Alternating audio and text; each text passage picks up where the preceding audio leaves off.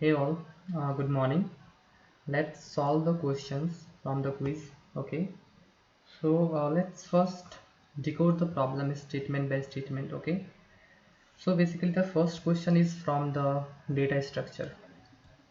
Okay, so the statements are like the first statement is consider modified binary search tree given below with each node storing values in its priority.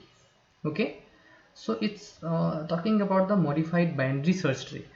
Okay, मतलब ये है कि completely ये binary search tree है, but it's little bit modified. But what is the modification? We will talk later. So the first understand the point. This is not the simple at our standard binary tree. A little bit modified. So let's it's BST with little bit modification. Okay, so first thing is we already know. पहले हम लोग ना बिल्कुल basic से समझते हैं questions को. I will start it from the basics. So what is the BST? We already know कि बीएसटी में क्या होता है. हमारे पास एक नोड होता है. Let's assume this is our root node with data element X. Okay, so property क्या करता है, बीएसटी से जो लेफ्ट में होंगे, जो लेफ्ट चिल्ड्रेंस होंगे, जो लेफ्ट सब ट्री होगा, उसमें क्या होगा, it contains data which is less then x. Okay, and the right sides it contains the data जो x से बड़े होंगे, लार्जर वैल्यूज होंगे. ठीक है, fine. So this is the BST property. तो बीएसटी के अकॉर्डिंग क्या है, हर एक नोड में हमारे पास एक डेटा होगा. Okay, now come the modification. Modification में उसने क्या बोला, उसने बोला है कि मॉडिफाइड बाइनरी सर्च ट्री में each nodes storing values in its priority. It means हर एक नोड में हमारे पास दो वैल्यू होगा. The first is about the value data जो कि यहाँ हमारे पास है, जैसे x है तो ये हमारा डेटा का पार्ट हो गया. And next the second part is about the priority, all about the priority. I can see in this tree everywhere the first is value, 30 is the value for this root node and 25 is the priority of this root node. Again 17 is the value for this node and 20 is the priority for this node. Okay, again 37 is the value and 18 is the priority for this nodes. Okay, fine. So आपको यहाँ तक समझ में आएगा. Next now move to the next statement. The statement is the priority of parent always higher than its children. It's obvious ना. See everywhere parents का मतलब देखो ये नहीं होता है, पेरेंट्स का डजंट मीन कि रूट नोड को हमेशा हम पेरेंट बोलते हैं. This is the root node. Root node means it's like the like इससे सारे ट्री का लाइक जनरेशन हो रहा है हमारा. ठीक है, parent nodes means like see this is the parent node, okay, for these two children. Okay, again this is the parent node for the these three children. इन तीनों के लिए parent node है हमारा. Okay, again so the statement is like कि जो हमारा parent node है is always the priority of parent node is always higher than its children. Let's see here ये अगर parent node है इन दोनों का, तो इनका priority देखो, ये है 15. तो जो 15 इसका प्रायोरिटी है वो अपने चिल्ड्रेन से ज़्यादा है. लाइक लेफ्ट चिल्ड्रेन का प्रायोरिटी कितना है, 9 एंड राइट चिल्ड्रेन का प्रायोरिटी है 12. सो ये जो प्रॉपर्टी है हमारा कि पेरेंट का प्रायोरिटी हमेशा अपने चाइल्ड से बड़ा हो, ये पूरे ट्री में फॉलो होगा. लाइक सी हियर ऑल्सो अगर मैंने बोला कि ये हमारा पेरेंट नोड है, तो पेरेंट नोड में डाटा कितना है 37 and priority is 18. Again the priority 18 is higher than all over. Like children में जितने भी प्रायोरिटी है उन सभी से बड़े हैं यहाँ पे. लाइक सी चिल्ड्रेन के प्रायोरिटीज है 15, 9 and 12. Again the priority of parent is 18 which is higher than of its all children priority. Okay, got it. Same like see this is parent, तो ये सारे क्या हो जाएंगे, इसके चिल्ड्रेन हो जाएंगे. अगेन इनका जो प्रायोरिटी है 20 अपने चिल्ड्रेन से बड़े हैं. तो मुझे जब भी हम इस ट्री को कंस्ट्रक्ट करेंगे तो हमें ये प्रॉपर्टी जो है प्रायोरिटी का वो फॉलो करना पड़ेगा. Okay, now coming to the next statement. Priority of root node is higher than other nodes. Root node, अब इसकी बात हो रहा है, ये जो रूट नोड्स हमारा है. Okay, so the root node like it's obvious ना. अगर मैं मान लो कि हम इसको कहते हैं ये मेरा पेरेंट नोड है, तो पेरेंट नोड का मतलब क्या है, रिमेनिंग जितने भी हमारे अब पूरा कंप्लीट हो गया वो सारे इसके चिल्ड्रेन हो जाएंगे रूट नोड के. तो इनका जो प्रायोरिटी है रूट नोड का या पेरेंट नोड बोलो, इसका प्रायोरिटी अपने कंप्लीट जो जितने भी अदर्स नोड्स हैं उन सभी से ज़्यादा होना चाहिए ना. Like see 25 is the priority for root node and the remaining nodes have priority like 20, 18, less than 25. Okay, must be less than 25 because root node का प्रायोरिटी सबसे हाईएस्ट होगा। Okay, so I think until now अभी तक आपको जो भी है statement हम यहाँ तक समझ में आ चुका होगा ना। Let's first clean this. Okay,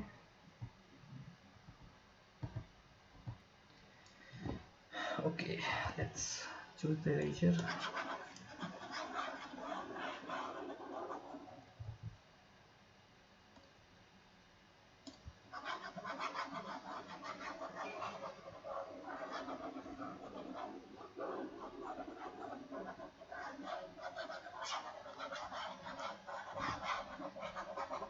Okay, so now move to the next statement.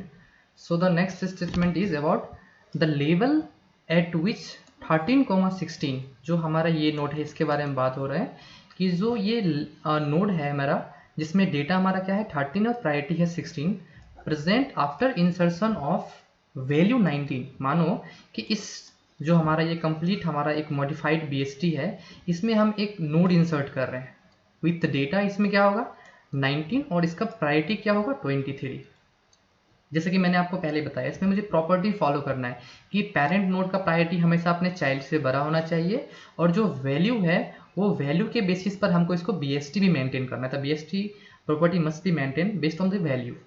Okay, now अब ये बोला कि जब हम इसको इंसर्ट करेंगे, अगर हम ये डेटा को इंसर्ट करते हैं इस कंप्लीट जो ऑलरेडी हमारे पास अवेलेबल BST मॉडिफाइड BST है, तो उस केस में लाइक 100% जब हम इसको इंसर्ट करेंगे तो इसका जो हमारा प्रायोरिटी है जो भी प्रॉपर्टीज़ हैं वो हमारा लॉस्ट हो जाएगा। फिर उस प्रॉपर्टी को मेंटेन करने के लिए हमें यहाँ पर कुछ मॉडिफिकेशन करने पड़ेंगे। सो आफ्टर दैट मॉडिफिकेशन जो हमारा ये नोड है like see the 13,16 like 13 is the value and priority is 16, जो ये नोड है हमारा, ये नोड आफ्टर मॉडिफिकेशन जब ये कंप्लीट ये जो हमारा इंसर्ट हो गया आफ्टर कंप्लीशन जो भी हमारा फाइनल मेरा जो ट्री बनेगा BST मॉडिफाइड BST उसमें ये किस लेवल पे प्रेजेंट होगा। राइट नाउ अगर मैं अभी के लिए बात करूँ तो अभी ये किस लेवल पे है, सी ऑलरेडी बोला है assume root node is at level 0। Already बहुत सारे स्टूडेंट ने इसको मिस किया हुआ ये पॉइंट को, ये बहुत इंपॉर्टेंट है क्योंकि अगर आप बाय डिफॉल्ट हम ये मान चलते हैं कि हमारा जो ये रूट नोड होता है वो लेवल फर्स्ट पे होता है, बट अगर जो आपको गिवन है हमें वही डेटा लेके चलना है। तो यहाँ पे जो रूट नोड है वो हमारा क्या है, जो रूट है वो लेवल 0 पे है। ओके, नाउ सो जो ये होगा वो क्या होगा, ये जो हमारा लेवल जो हमारा है वो 1 पे हो, ये कंप्लीट ये दोनों नोड्स हमारे, ठीक है। इसी तरह से ये जो 3 नोड्स हैं हमारे ये क्या होंगे, ये लेवल 3 पे होंगे, और जो लास्ट में जो हमारा चिल्ड्रन नोड्स हैं ये किस पे होंगे, ये लेवल 4 पे होंगे। सो राइट नाउ बिफोर इंसर्शन, जो अभी तक मैंने डाटा इंसर्ट नहीं किया है, सो बिफोर इंसर्शन ऑफ 19,23 जो ये नोड है हमारा 13 वो किस लेवल पे है, जो ये नोड है हमारा ये right now is on level 3। Okay, sorry I did mistakes, let me first erase. Okay, fine. Okay, so this is level 2 and this is level 3. so अभी के लिए क्या है हमारा जो 13,16 है वो लेवल 2 पे प्रेजेंट है। Okay, fine. सो अब हम इसको इंसर्ट करते हैं एंड देन सी कि क्या हमारा प्रॉपर्टी इसमें लॉस्ट होता है। ठीक है, जैसे कि आपको पता होगा ऑलरेडी हम लोग जानते हैं कि हमारा हमने एक कंसेप्ट पढ़ा होगा, हमारा जो AVL ट्री है, AVL ट्री में आपको पता होगा ना कि AVL ट्री में क्या होता है, जब भी हम कोई इंसर्शन करते हैं like see assume this is our data 15 and 14, this is our AVL tree. For this moment इसका जो हमारा हाइट बैलेंसिंग फैक्टर है वो बिल्कुल करेक्ट है, बट लेट्स एज्यूम कि इसमें हमने एक डेटा इंसर्ट किया 13। ठीक है, तो इसका क्या हो जाएगा, हमारा जो हाइट बैलेंसिंग फैक्टर है 14 एंड यहाँ पे आ गया आपका 13। तो इस केस में इसका हाइट बैलेंसिंग फैक्टर क्या होगा, डिस्टर्ब हो गया ना। तो इस केस में हमें इसमें रोटेशन करना पड़ता है इसको हाइट को बैलेंस करने के लिए। सेम लाइक दिस यहाँ पे भी जब हम इस नोड को इंसर्ट करेंगे 19,23 को, तो इसी तरह से इसका भी कुछ हमारा प्रायोरिटी लॉस्ट होगा। जो इसका जो स्टेटमेंट है कि पेरेंट नोड का प्रायोरिटी हमेशा अपने चिल्ड्रन से ज़्यादा होना चाहिए, उस केस में अगेन हमें कुछ रोटेशंस करने होंगे और इसके प्रायोरिटीज़ को फिक्स करना पड़ेगा प्रॉपर्टीज़ को। तो इसका रोटेशन करके क्या करते हैं हम लोग, लाइक रूट नोड बन जाएगा 14, then it's 13 it's left children again 15। तो इस तरह से रोटेशन करके जो AVL ट्री उसकी प्रॉपर्टी को फिक्स करते हैं ना अगेन, तो हमें भी यहाँ पर वही करना है। ओके, सो नाउ हम लोग अब यहाँ पर इंसर्शन करते हैं एंड लेट्स सी कि हमारे यहाँ पे क्या होता है, मतलब प्रॉपर्टीज को कैसे हम लोग फुलफिल करते हैं। ठीक है, तो क्वेश्चन समझ आएगा कंप्लीटली आपको कि आफ्टर इंसर्शन जो हमारा ये नोड है वो उसका लेवल क्या होगा, final level. So before insertion, ठीक है, बिफोर इंसर्शन ये किस पे है, लेवल 2 पे है, level 0, level 1 and level 2। Okay, so after insertion हम चेक करते हैं। So let's insert the node with value 19,23। Okay, हम इसको अभी क्या कर रहे हैं, इंसर्ट कर रहे हैं। नाउ अगेन, क्योंकि ये BST है हमारा, मॉडिफाइड BST है, बट BST है, इसलिए अभी जो यहाँ पर हम इंसर्शन करेंगे that must be based on the value, like इसका पोजीशन डिसाइड करना कि कहाँ पे हम इसको इंसर्ट करेंगे, इसका करेक्ट पोजीशन। तो इसके लिए हम लोग वैल्यू को यूज करेंगे। So the first value is 19 is compare with the root node data like 30। So compare करेंगे तो क्या होगा, 19 is less than 30, so it goes to the left part. So इसका प्लेस, मतलब इसका जो करेक्ट प्लेस है वो कहाँ मिलेगा, in the left subtree. Then again go to this nodes and compare data with the 19. So 19 is greater than 17, just go to right side. Okay, again compare with 22. 22 से compare 19, तो 19 क्या है, lesser value है than 22, so it goes to the left part. तो हमारा यहाँ पे position मिल गया। सो 19,23 must be placed left to this node containing 22 data and 11 is a priority. So just insert this value. सो मैं इसको पूरा ड्रॉ नहीं कर रहा हूँ, मैं बस रूट नोड से ड्रॉ कर रहा हूँ। ठीक है, यहाँ पे ट्री को। सो 13,25 मेरा रूट नोड्स हो गया। इसके लेफ्ट में हमारा क्या है, 17,20। देन इसका राइट चाइल्ड है हमारा 22,11। देन इसके लेफ्ट में हम यहाँ पर इंसर्ट्स कर रहे हैं जो हमारा रूट नोड है डेटा, डेट इज 19,23। ओके, और इसके लेफ्ट में क्या है, 13,16 एंड इसके राइट्स में है हमारा 16,13। Okay, now see again problem क्या है हमारे यहाँ पे इसका प्रायोरिटी लॉस्ट हो चुका है। जो हमारा प्रॉपर्टी है कि पेरेंट का प्रायोरिटी हमेशा अपने चिल्ड्रेन से ज़्यादा होना चाहिए। यहाँ पे जो पेरेंट नोड है ये, इसका अगर आप देखोगे तो चिल्ड्रेन से प्रायोरिटी कम है। लाइक चिल्ड्रेन का प्रायोरिटी कितना है, 23 and the parent priority is 11। सो अब इसको मुझे फुलफिल करना पड़ेगा। तो कैसे फुलफिल करेंगे, again by the rotation, just rotate it. Like बस हमें केयरफुल क्या रहना है कि जब आप रोटेशन कर रहे होगे तो BST का जो प्रॉपर्टी है वो लॉस्ट नहीं होना चाहिए। लाइक जो भी हमने BST का प्रॉपर्टी फॉलो किया है कि रूट नोड्स के लेफ्ट में स्मॉलर वैल्यू और राइट में क्या हुआ, ग्रेटर वैल्यू। तो इस तरह से हमें प्रॉपर्टी को लॉस्ट नहीं करना है। तो अगर हमें रोटेशन करना तो कैसे रोटेशन करूंगा, जस्ट रोटेट। कैसे होगा रोटेशन, लाइक 30,25 तो हमारा जो नोड्स है वही रहेगा, root node. Again 17,20, then just rotate it. Rotate करते क्या हो जाएगा, ये जो हमारा नोड है वो हम लोग इसको जस्ट नीचे की तरफ पुश करेंगे। ठीक है, तो ये जो है ऊपर की तरफ जाएगा, तो ये बन जाएगा 19,23 जो हमारा है ये नोड बन जाएगा। और इसके राइट में आ जाएगा मेरा 22,11। See now the property is followed कि जो भी हमारा है BST का प्रॉपर्टी भी लॉस नहीं हो रहा है। जो 19 डेटा है हमारा वो 17 से ज़्यादा है और 22 जो है वो 19 से ज़्यादा, इसलिए इसका राइट साइड में रहेगा। एंड जो रिमेनिंग आपका है यहाँ पे ट्री हम लोग इसको कर लेते हैं। ठीक है, सी फाइन। सो अंटिल नाउ अभी तक हम समझ में आ रहा है कि हमारा जो प्रॉपर्टी है वो सब मेंटेन है। बट अगेन प्रॉब्लम क्या है हमारे पास, प्रॉब्लम है हमारे पास यहाँ पे कि हमारा जो स्टिल जो प्रॉपर्टी है BST तो फॉलो कर रहा है, बट स्टिल जो प्रायोरिटी का प्रॉपर्टी है वो अभी तक सही नहीं है। लाइक सी यहाँ पे अगर पेरेंट है, अगर मैं इसको चाइल्ड मान रहा हूँ, तो इस केस में इसका पेरेंट का जो प्रायोरिटी है वो 20 है और चाइल्ड का 23। अगेन यहाँ पे प्रॉब्लम है मेरे पास। ठीक है, तो अब हमें इसको क्या करना है कि अगेन मुझे इसको रोटेट करना है, बट अगेन BST की प्रॉपर्टी लॉस मुझे नहीं करना है। अगेन हम इस बार इधर की तरफ मूव नहीं कर सकते। ठीक है, अगर आप इस तरफ इसको मूव करोगे तो प्रॉब्लम क्या हो जाएगा, जो ये नोड है वो और डाउन, मतलब क्या लेवल नीचे चला जाएगा, और उस केस में जो हमारा जो मेंटेन है प्रायोरिटी हम उसको नहीं बना सकते। तो हमारा पहला मोटिव क्या होना चाहिए कि जो प्रायोरिटी 23 है वो ऊपर की तरफ जाए, लाइक काफ़ी close to the root node जाए।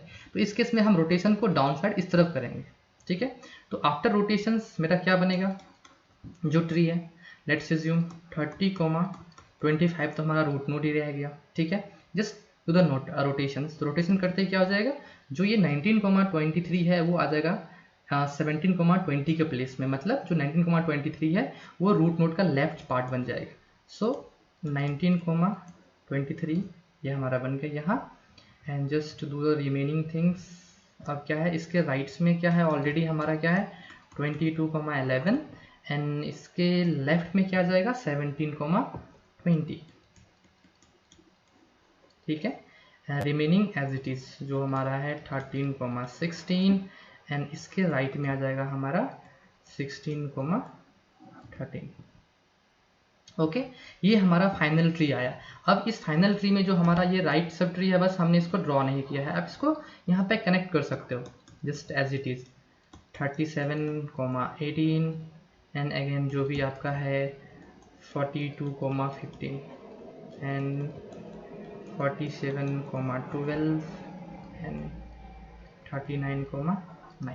अब देखिए फाइनल ट्री हमारा ये बन गया। अब इस ट्री में आप अगर ऑब्जर्व करोगे तो आपका कहीं पर भी कोई भी हमारा जो प्रायोरिटी है वो फुलफिल हो रहा है, मतलब कंप्लीट सभी जगह पे क्या है, पेरेंट का प्रायोरिटी अपने चाइल्ड से ज़्यादा है, जितने भी उसके चिल्ड्रेंस हैं उन सभी से ज़्यादा है पेरेंट्स का, और बीएसटी की प्रॉपर्टीज भी फुलफिल हो रहा है। नाउ आफ्टर इंसर्शन ये जो हमारा बीएसटी है वो कंप्लीट मॉडिफाइड बीएसटी का प्रॉपर्टी को फुलफिल कर रहा है। नाउ लेट्स सी कि जो हमारा मेन क्वेश्चन था हमारा कि आफ्टर इंसर्शन जो 13,16 नोड है वो किस लेवल पे प्रेजेंट होगा, किस लेवल पे। सो this is the tree after insertion of data 19 with priority 23। सो अभी रूट नोड क्या है, ये है लेवल 0 पे, एज्यूम हमने क्या था लेवल 0, ये हो गया मेरा level 1, this is level 2 and this is with level 3। Okay, so and the last is it, जो ये हमारा लास्ट नोड है वो लेवल 4 पे है। But our question is about this node only कि 13,16 जो है वो किस लेवल पे होगा। So it must be at level 3 after the complete, like जो भी है इंसर्शन के बाद हम इसको फुलफिल किए, रोटेट किए, तो ये लास्ट में लेवल 3 पे होगा। So answer is level 3। Okay fine, now just move to the next questions. Okay, so coming to this next question is from the C programming, ठीक है, सी प्रोग्रामिंग से क्वेश्चन है। So just this is just about the printing the value for C programming given below. जो भी C program नीचे दिया उसके लिए मुझे वैल्यू प्रिंट करना है कि लास्ट में क्या वैल्यू प्रिंट करेगा, क्योंकि यहाँ पर प्रिंट स्टेटमेंट है। Okay, now coming to the questions में उसने बस यहाँ पर एक एजम्पशन दिया हुआ है, just take the integer takes 4 byte to store. We already know कि जब भी हम कोई डाटा इंटीजर स्टोर करते हैं किसी भी एरे में, तो हमें वो डिसाइड करना पड़ता है कि हमें कितना वो साइज ले रहा है। लाइक एज्यूम इनिशियली हम लोग मानते हैं कि हर एक जो इंटीजर है वो 2 बाइट लेता है, ठीक है, बट इट्स अबाउट कि जब नहीं गिवन है तो आप 2 बाइट भी ले सकते हो, और जब गिवन हो स्पेशलिटी कि ये कितना है हमारा 4 बाइट है 2 बाइट से है, तो उतना ही आपको स्पेस लेना है, कंसिडर करना है। So this is just about it will help you well like designing the address for this complete notes. Okay, address अगर मुझे इसको असाइन करना है, लाइक एज्यूम कि हमारा स्टार्टिंग नोट्स यहाँ पे 1000 है, तो नेक्स्ट जो डेटा है उसके लिए कहाँ से स्टार्ट होगा, it will start from the 1004। इसके लिए 1000 एंड लाइक 4 बाइट असाइन करोगे, it will start from the 8। Okay fine, so now let's move to these questions. okay so just let's first understand the problem completely, ठीक है। तो यहाँ पे अगर आप प्रॉब्लम देखोगे तो प्रॉब्लम क्या है कि हमारे पास एक फंक्शन है फन नेम से, जो एक पैरामीटर ले रहा है, एक pointer parameter, p is a pointer which is of integer type. मतलब ये कह रहा है कि जो p जिसको पॉइंट करेगा वो हमारा जो डेटा स्टोर करेगा वो हमेशा इंटीजर डेटा स्टोर करेगा। जो भी हमारा एड्रेस समथिंग हो उस पर हमेशा डेटा जो होगा वो हमेशा इंटीजर डेटा स्टोर होगा। Now after computing some values, जब भी ये फंक्शन रिटर्न कर रहा है, जो ये फंक्शन रिटर्न कर रहा है p, it's about the address. यहाँ पे देखो ये रिटर्न कर रहा है pointer, so it's the integer pointer returning. Again जो भी रिटर्न कर रहा है वो हमेशा एक इंटीजर पॉइंटर रिटर्न करेगा after some calculation. Okay fine, so now coming to the main function हमारे पास एक एरे है, उसमें हमने कुछ डाटा स्टोर किया हुआ है, और फिर हम यहाँ पर कुछ कंप्यूटेशन कर रहे हैं, फंक्शन कॉल कर रहे हैं। अब ये फंक्शन कॉल में हम लोग क्या पास कर रहे हैं, ए। सो हमेशा ए मतलब होता है एरे का base address, this is about the base address. जब हम फन ऑफ ए पास करेंगे इट मीन्स हम एरे का बेस एड्रेस पास कर रहे हैं, एड्रेस। ओके, दैट्स व्हाई ना फन में हम पैरामीटर क्या पास कर रहे हैं, बेस एड्रेस। इसीलिए जो हमारा फन फंक्शन है उसमें जो रिसीवर है वो हमारा एक पॉइंटर रिसीवर है, क्योंकि एड्रेस पास कर रहे हैं तो उसको रिसीव करने के लिए हमें एक पॉइंटर चाहिए। Okay fine. Okay so let's first store the data. Completely हम डेटा को स्टोर करते हैं एक एरे में और फिर हम इसको डिस्कशन करते हैं, ठीक है। सो लेट्स एज्यूम हमारे पास कितना डेटा है, हमारे पास यहाँ पे टोटल है 6। तो हम एक एरे लेते हैं ऑफ साइज 6,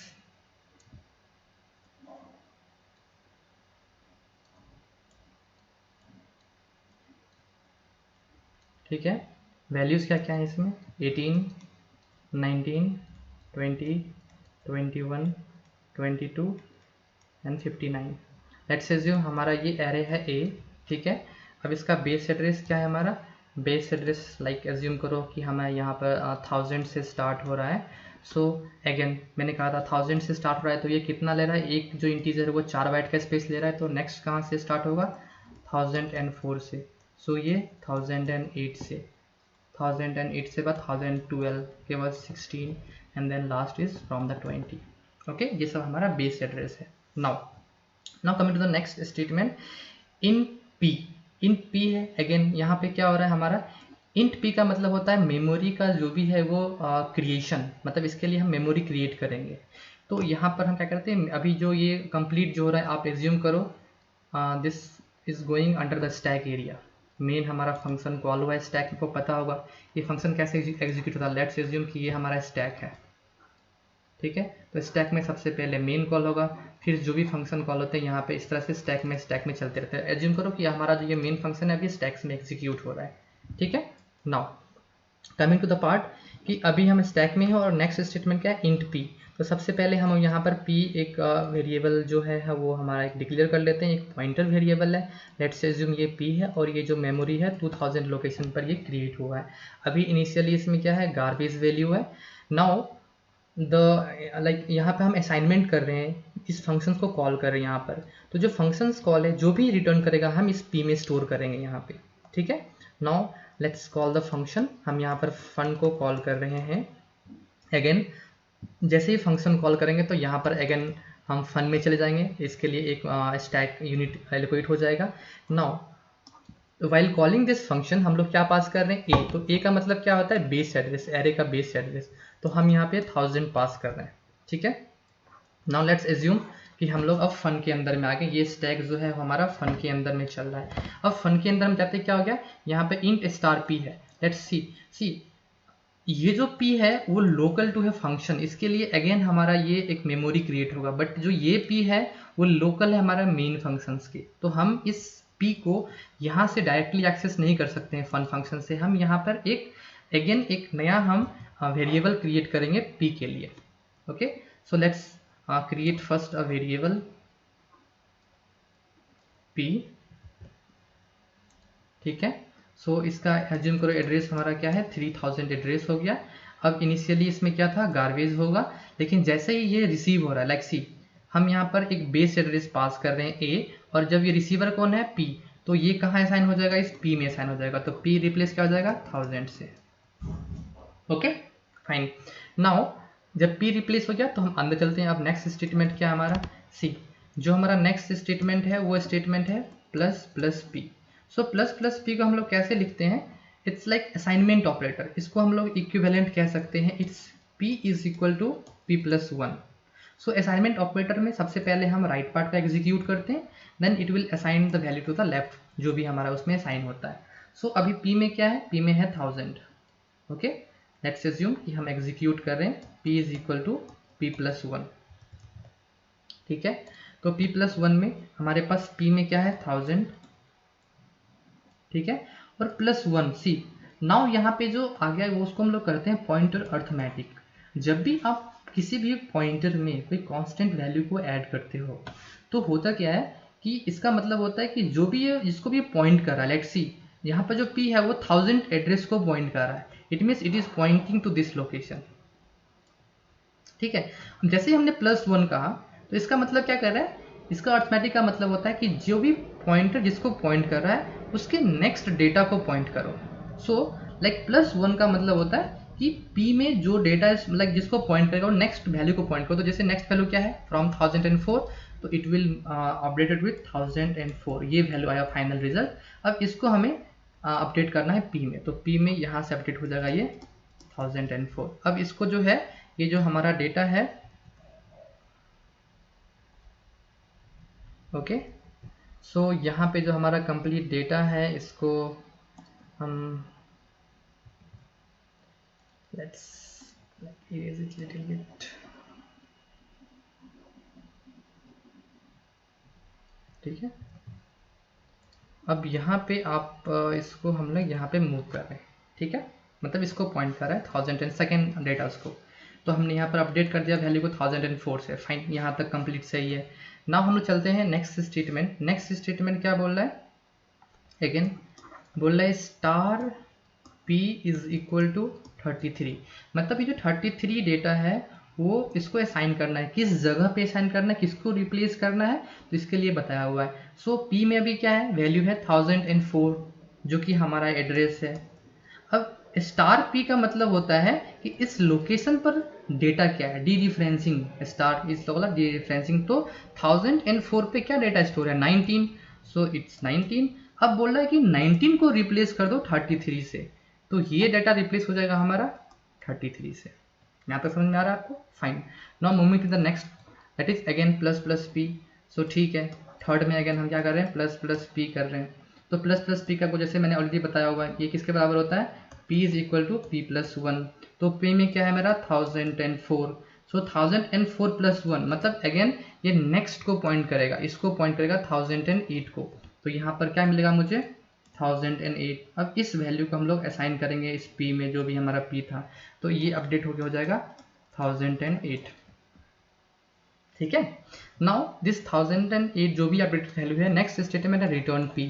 तो रिटर्न p का मतलब है हम यहाँ पे क्या रिटर्न कर रहे हैं, we are returning the value p। p मतलब क्या है, स्टोर है इसमें 1008 एड्रेस को हम लोग रिटर्न कर रहे हैं। अब रिटर्न किस में कर रहे हैं, जहाँ से हम लोग आए थे, वी कॉल फ्रॉम, लाइक यहाँ से हम लोग रिटर्न कर रहे हैं, और like see we are coming from the here, तो हम लोग इसको रिटर्न करेंगे, तो ये क्या होगा, इस p को रिप्लेस कर देगा 1008 से, ठीक है, फाइन।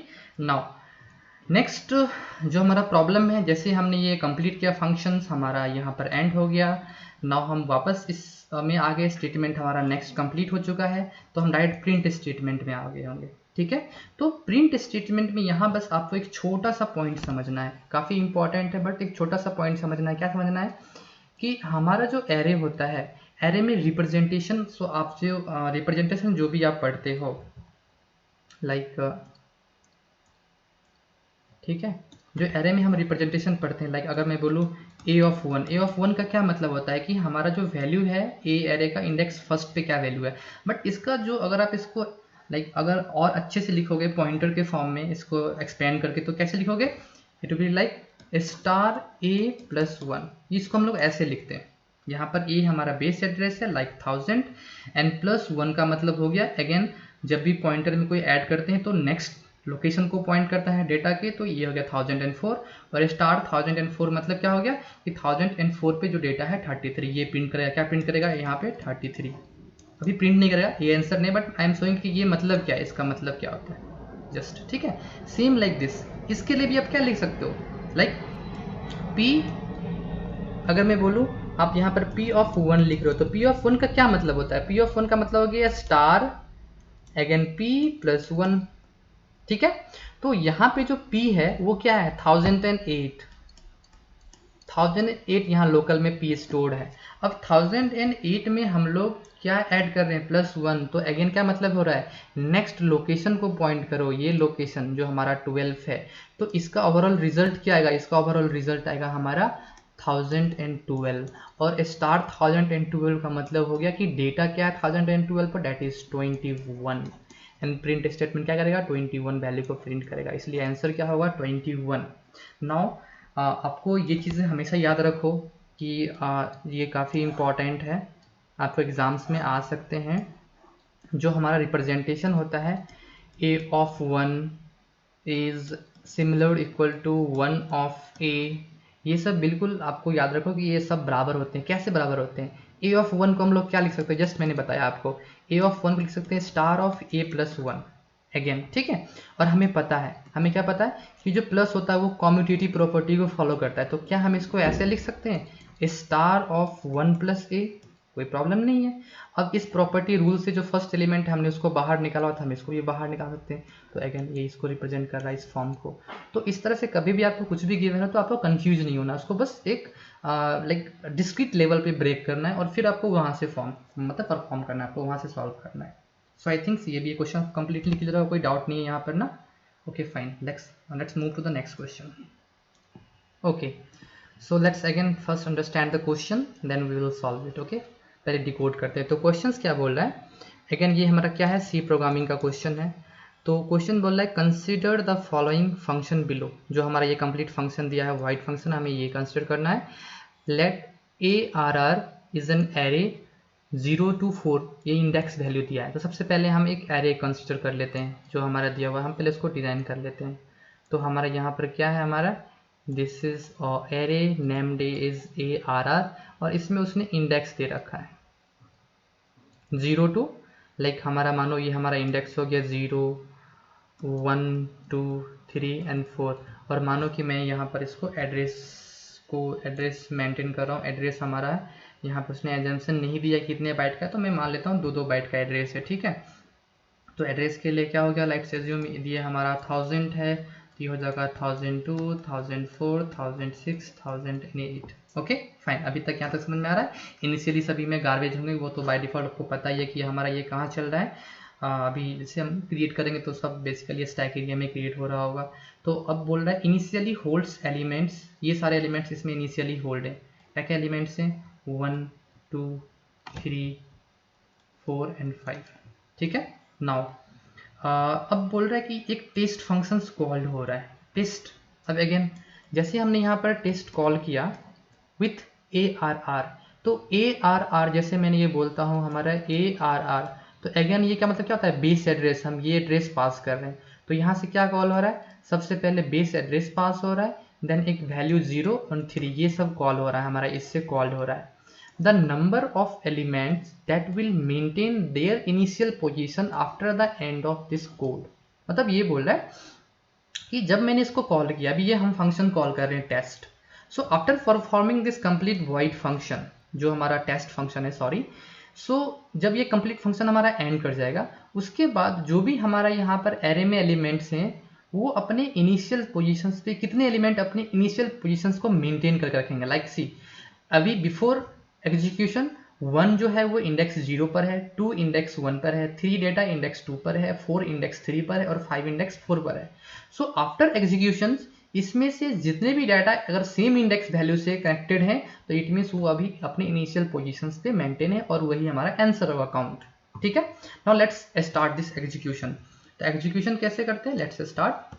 हमने ये टेस्ट कॉल किया, हम जैसे हमने इसको वॉइड फंक्शन में टेस्ट कॉल किया, हमें पता है कि यहाँ से हमने बेस एड्रेस पास कर दिया, वैल्यू है और ये है। तो सबसे पहले हमारा इंट AR मानो हमारे पास एक एरे हमने लिया था, क्रिएट किया था, हमने ये पास कर दिया ऑलरेडी, जिसमें डाटा हमने स्टोर कर लिया। अब हम जैसे एज्यूम करो हमारा ये सब कहाँ चल रहा हुआ है, अगेन ये सब स्टैक में चल रहा है, स्टैक एरिया में, ठीक है। तो हम यहाँ से लिखते हैं सबसे पहले जैसे हमने टेस्ट फंक्शंस कॉल किया, यहाँ पर हमारे लिए एक वेरिएबल क्रिएट हो गया जिसको हमने बोलते हैं x variable. Let's assume on 2000 address पे स्टोर ये क्रिएट हुआ, एक y भी क्रिएट हुआ, लेट्स एज्यूम ये 3000 पर है। अब x में क्या है डेटा 0 और y में क्या है डेटा 3, ये स्टोर हो गया और 1000 हमारा जो लोकेशन है वो हमारे पास यहाँ पे पास हुआ है एड्रेस एज ए एरे का बेस एड्रेस, ठीक है। अब यहाँ पर एक टेम्प भी क्रिएट हुआ है, टेम्प वेरिएबल भी क्रिएट हुआ है। लेट्स एज्यूम यहाँ पे इनिशियली गार्बेज है और ये 4000 मेमोरी लोकेशंस पर क्रिएट हो गया। अब हमारा इफ है, ये स्टेटमेंट क्या बोल रहा है, if x is greater than equal to y, तो यहाँ पर क्या है, x की वैल्यू 0 है, अगर यहाँ पे देखोगे 0 is greater than equal to y means 3, ये तो मेरा फॉल्स हो गया। फॉल्स मतलब है कि ये रिटर्न नहीं होगा, अभी फंक्शंस रिटर्न नहीं होगा, इट मीन्स अभी फंक्शंस कंटिन्यू रहेगा नेक्स्ट आगे तक।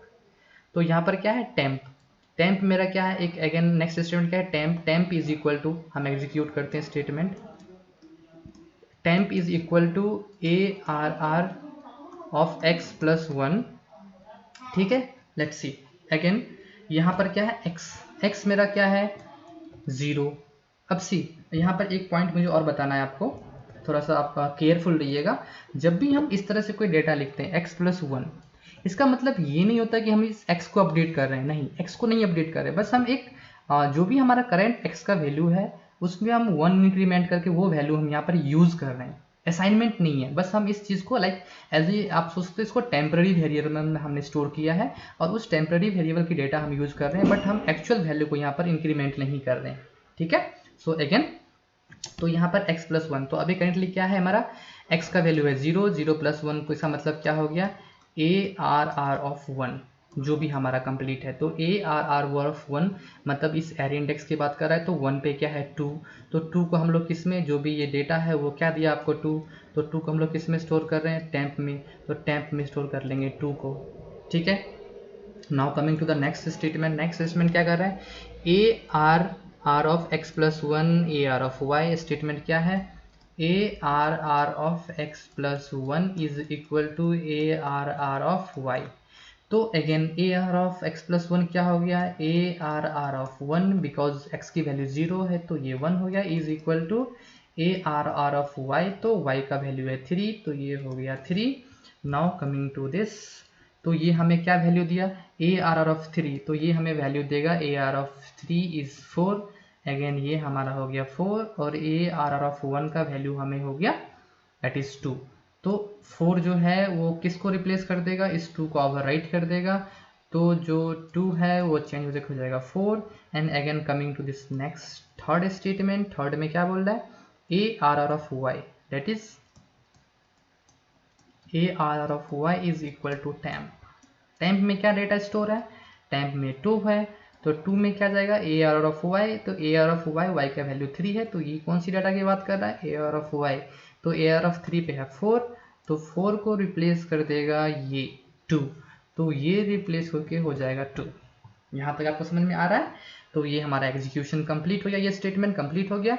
नेक्स्ट अगेन उसने एक फंक्शन कॉल कर दिया है, इट मीन्स हमें इसके बाद अगेन एक टेस्ट कॉल करना है।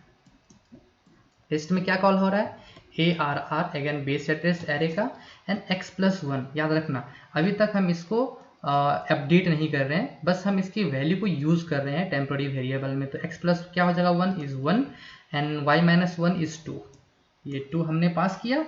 Now again let's execute this on the stack. तो हमारा सबसे पहले क्या होगा, एक x क्रिएट होगा local to this test function call, तो ये हमारा x हो गया, ये हमारा y हो गया और ये हमारा टेम्प हो गया। लेट्स एज्यूम ये 5000, ये 6000 और ये हमारा 7000 पर है, तो x में क्या स्टोर हो जाएगा 1, y में 2 एंड टेम्प में अभी गार्बेज है। ठीक है, now again statement by statement. First हम ये कंपेयर करते हैं if x is greater than equal to y। अब यहाँ पे अगर आप देखोगे तो x का वैल्यू क्या है, 1 is greater than equal to 2, तो ये फॉल्स हो जाएगा ना, 1 is greater than equal to 2 is again ये फॉल्स हो गया इफ कंडीशन। जैसे ये फॉल्स हो गया तो हम रिटर्न नहीं करेंगे, हम आ जाएंगे नेक्स्ट स्टेटमेंट पे टेम्प। तो स्टेटमेंट क्या है हमारा, temp is equal to ARR of x+1। तो x में क्या है वैल्यू 1, 1 + 1 इज 2, तो ये कंप्लीट वैल्यू क्या हो गया 2।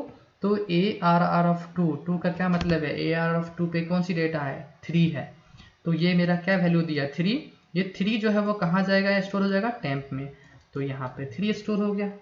Fine, now coming to the next statement. Next statement में क्या बोल रहा है, next statement is about AR of x+1 AR of y। तो नेक्स्ट स्टेटमेंट है हमारा again okay x+1 is equal to AR of y। तो यहाँ पर ठीक है x+1, तो x क्या है 1, 1 + 1 दैट इज ये हो जाएगा कंप्लीटली 2, AR ऑफ 2 हमें पता है ये 3 है, और again AR of y, y का वैल्यू 2 है, अगेन AR ऑफ जो यहाँ पर AR ऑफ 2 जो है वो भी क्या हो जाएगा 3, तो 3 रिप्लेस कर देगा 3 को, तो यहाँ पे जो ये डेटा है वो रिप्लेस हो जाएगा 3 से। ठीक है, और खुद का लोकेशन चेंज नहीं होगा। देन थर्ड स्टेटमेंट क्या बोल रहा है, then third statement is about AR of y is equal to temp. ये क्या है, ARR of y is equal to temp. ठीक है।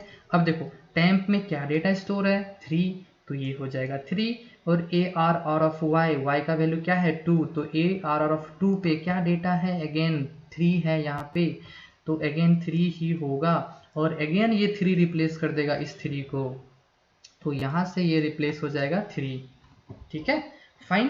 तो इस तरह से ये स्टेटमेंट भी हो गया। अगेन हमारा एक फंक्शन कॉल होगा, यहाँ से भी हम क्या कर रहे हैं एक फंक्शन कॉल कर रहे हैं, तो फंक्शन कॉल हमारा क्या है टेस्ट, टेस्ट में A R base address then x plus 1, तो x प्लस 1 देखो फंक्शन कॉल कर रहे हैं ना x plus 1 and y minus 1, तो x क्या है इसमें लोकल में है 1, तो 1 plus 1 is 2 and y minus 1 that is 1। जब ये फंक्शंस कॉल करेंगे तो अगेन यहाँ पर क्या होगा एक x वेरिएबल क्रिएट होगा जिसमें वैल्यू होगा 2, एक y क्रिएट होगा जिसमें वैल्यू होगा 1, और एक हमारा टेम्प भी क्रिएट होगा। बट अगेन सबसे पहले हम यहाँ पर देखते हैं कि क्या इफ कंडीशन फुलफिल हो रहा है। तो इफ कंडीशन में क्या था if x is greater than equal to y, तो ये जो स्टेटमेंट है हमारा अब क्या हो गया x is greater than equal to y, x is greater than equal to y, जो हमारा इफ कंडीशन है।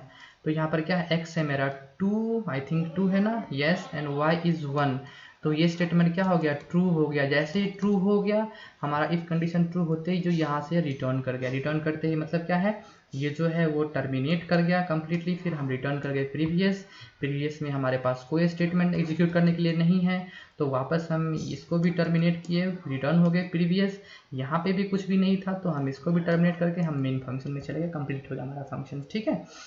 तो फाइनल ये है कि हमारा कितना एलिमेंट अपने इनिशियल पोजीशन पे है। तो अगर आप इसको सही से ऑब्जर्व करोगे तो यहाँ पे नंबर ऑफ एलिमेंट्स सबसे पहले 1 जो है वो अपने इनिशियल पोजीशन पे है, 3 भी अपने इनिशियल पोजीशन पे और 5 भी अपने इनिशियल पोजीशन पे है। तो टोटल हमारे पास 3 एलिमेंट हैं जो अपने इनिशियल पोजीशन पर है, ठीक है। ये हमारा थर्ड क्वेश्चन था। आई थिंक कम्प्लीटली आपको समझ में आया, कोई भी डाउट नहीं होगा, मैंने पूरा एक्सप्लेन कर दिया सही से, ठीक है, step by steps.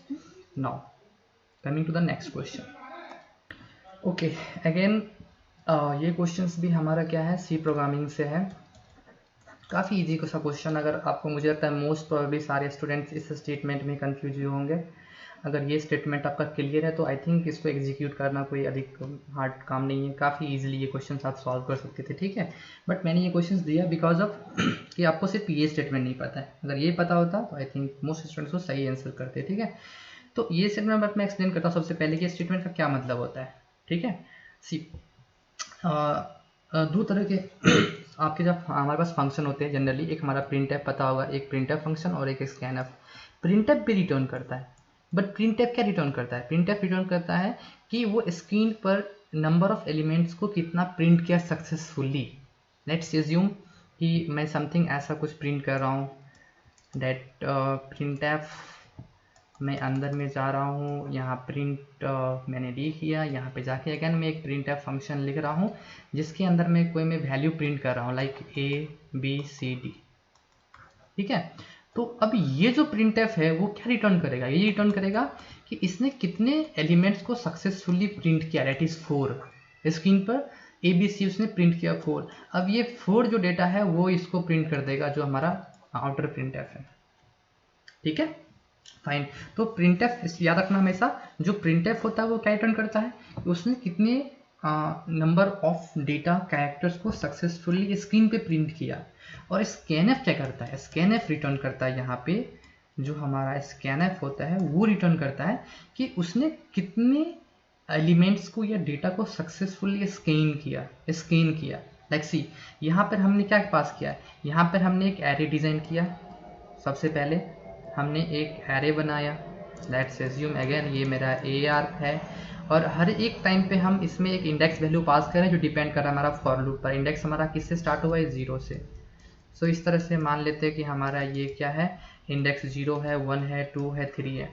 Her time हम क्या पास कर रहे हैं, इंडेक्स वैल्यू। बट पता है कि हमें पता है ना कि जो स्कैनफ वो एड्रेस वैल्यू पे डाटा स्टोर करता है, तो इसके लिए हमने n% यूज़ किया एड्रेस के लिए। तो एज्यूम करो ये एड्रेस 1000 से है, ये 1002 से है, 1004 है, इस तरह से।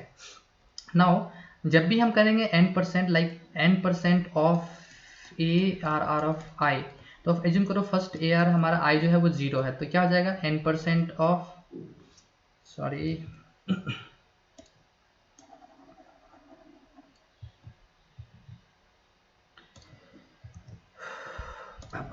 Let's assume this is n% of ARR of 0।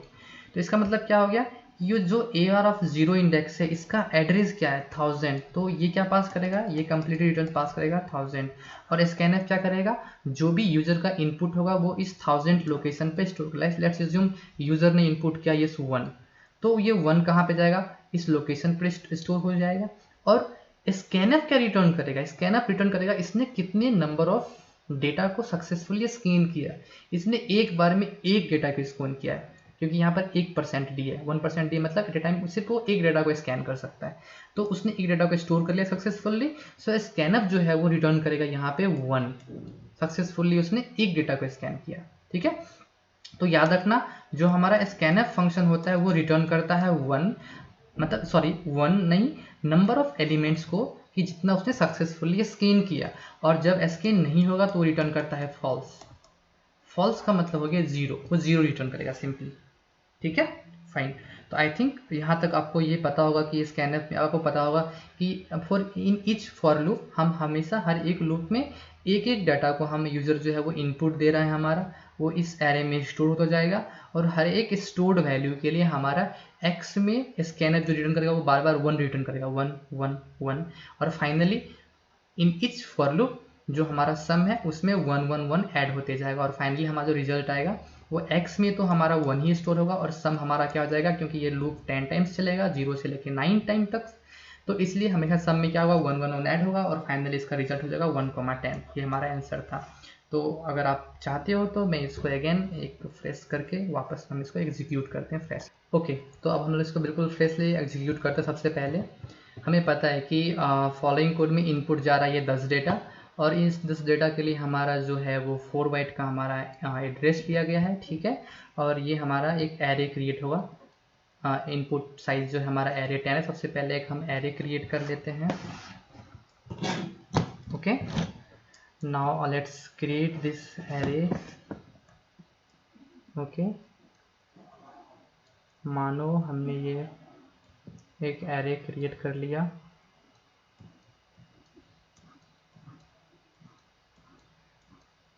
ठीक है, अब ये जो हमारा एरे है इसको हम लोग कह रहे हैं ARR। लेट्स अज्यूम इसका इंडेक्स जो है वो हमारा सॉरी एड्रेस 1000 से स्टार्ट हुआ, क्योंकि 4 बाइट है, तो ये क्या हो जाएगा next 1004 1008 12 then 16 then again 20 24 then 28 then 32 then 36, इस तरह से चलता जाएगा। ठीक, 4 बाइट का इंक्रीमेंट होगा।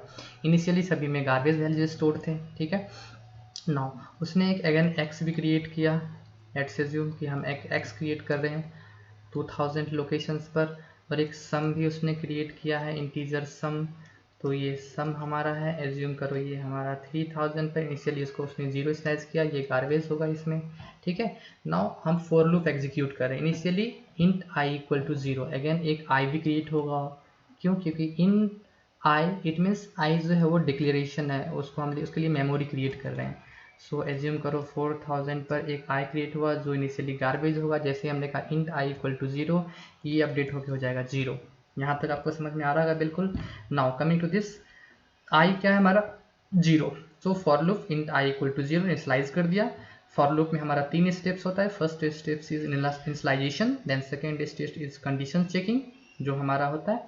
अगर कंडीशन ट्रू है तो हम लोग इनसाइड आते हैं और ये एग्जीक्यूट करते हैं, और आफ्टर दैट जो हम लोग इंक्रीमेंट में जाते हैं।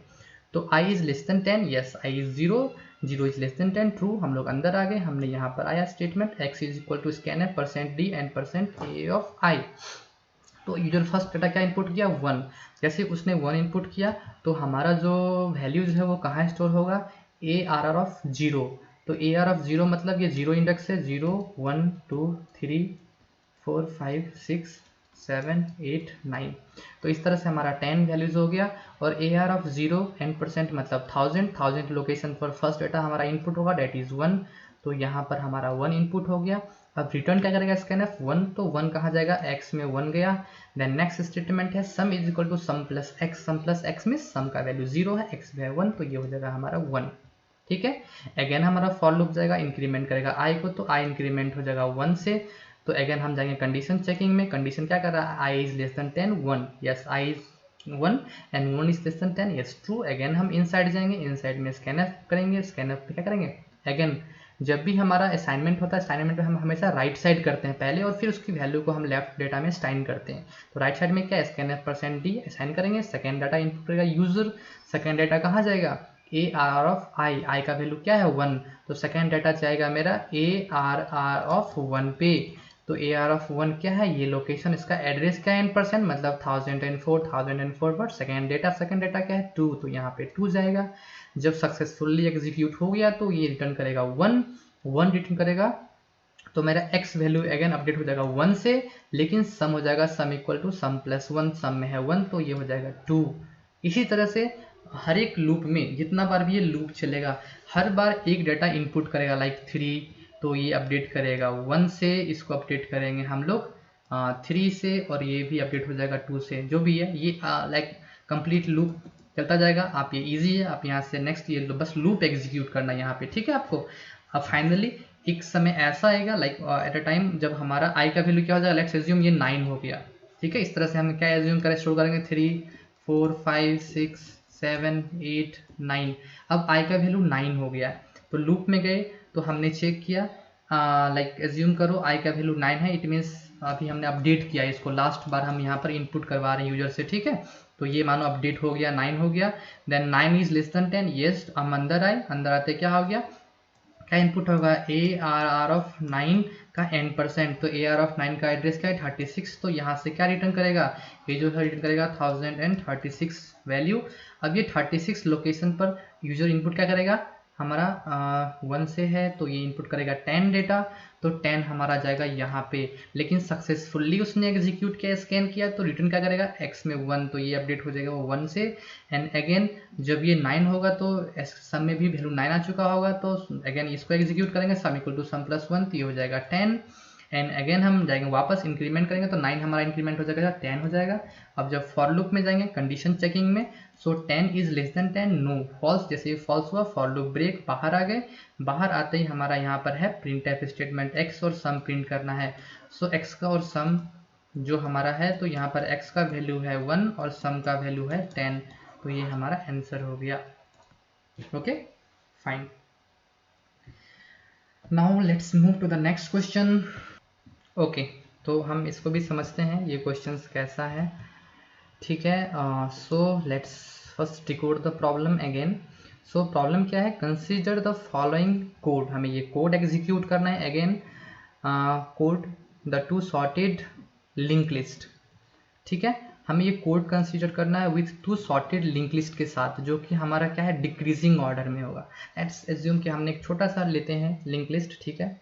2 लिंक लिस्ट लेना है तो हमने लिया 1 2 3 4, ठीक है।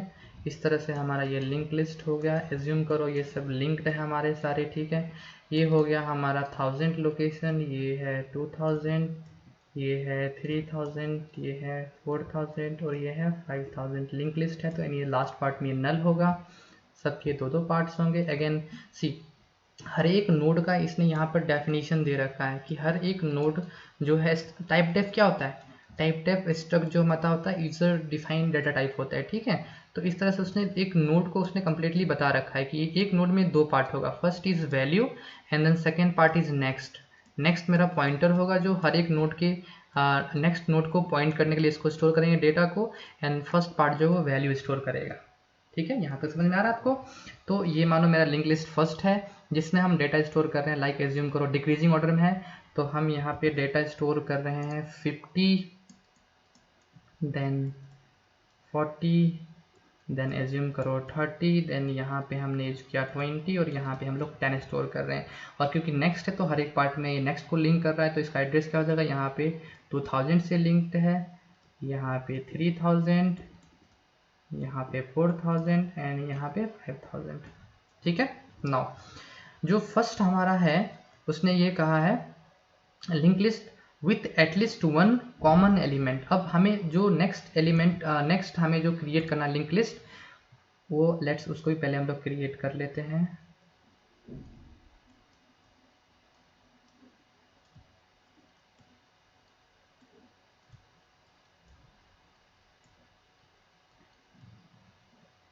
ठीक है। तो हमारा जो यहाँ पर है अगेन यहाँ लास्ट में नल होगा और हर जो पॉइंटर है एक दूसरे से नेक्स्ट को पॉइंट कर रहा होगा लिंक लिस्ट। ठीक है, ये हमारा मान लो कि हेडर हो गया। ये है लाइक एज्यूम करो ये 6000 पर है, या 6000 क्यों लूँ, इससे अच्छा है बस 11 कर दूँ, हम लोग कर लेते हैं। ठीक है, लेट्स एज्यूम ये है 1001, ये है 1000 सेट 2001, ये है मेरा 3001, ये है 4001 एंड 5001। ठीक है, फाइन। तो अभी तक हमारा ये लिंक लिस्ट है, 2 लिंक लिस्ट हमने बना लिए। अब उस 2 लिंक लिस्ट में उसने बस ये बात बोला है कि विथ एटलीस्ट 1 कॉमन एलिमेंट, हमें कम से कम एक कॉमन रखना है। आपकी मर्जी, अब 2 3 सभी एलिमेंट को कॉमन रखो, एज इट इज कॉपी कर लो, कोई मतलब नहीं है, बट एटलीस्ट मुझे एक को एक मुझे एलिमेंट को कॉमन रखना है। ठीक है, तो मैं कोशिश करता हूँ 2 डेटा को कॉपी करता हूँ। लेट्स एज्यूम करो फर्स्ट हमारा है 55 अगेन